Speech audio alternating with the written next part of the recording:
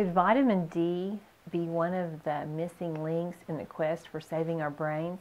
Hi, I'm Dr. Debbie Osment.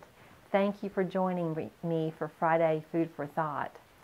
You know, in the past decade, we've learned a lot about the importance of vitamin D for health and longevity.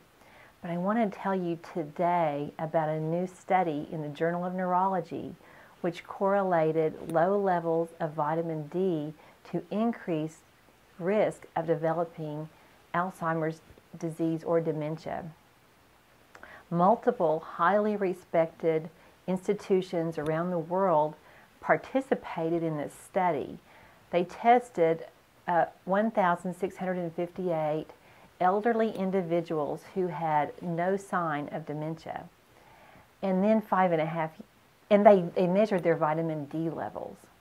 Then 5.5 years later, they remeasured their vitamin D levels, and the results were profound.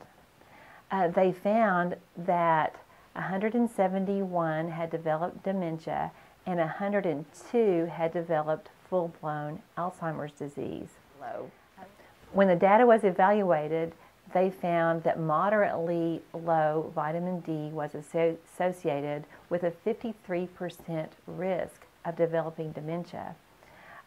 Those who were severely deficient in vitamin D had a 122% increase in risk.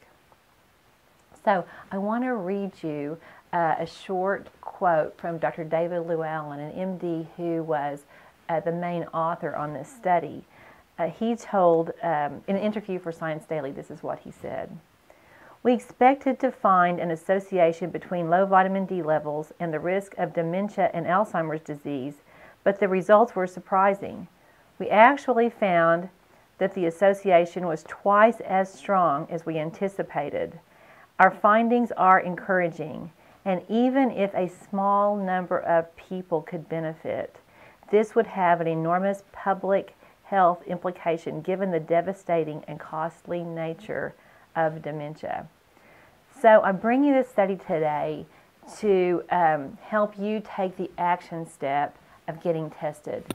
You don't know your vitamin D level unless you actually get tested for 25-hydroxy vitamin D. This is an easy thing to ask your doctor to do when you have your annual blood test. You know, Alzheimer's disease is a disease for which there is no meaningful treatment.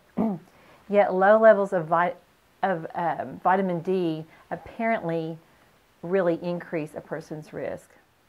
So the only way to know is to get tested. You want your level to be around 60. There are different ideas among very smart people on what the optimal level is. From my research, I think 60 to 70 is a very safe range.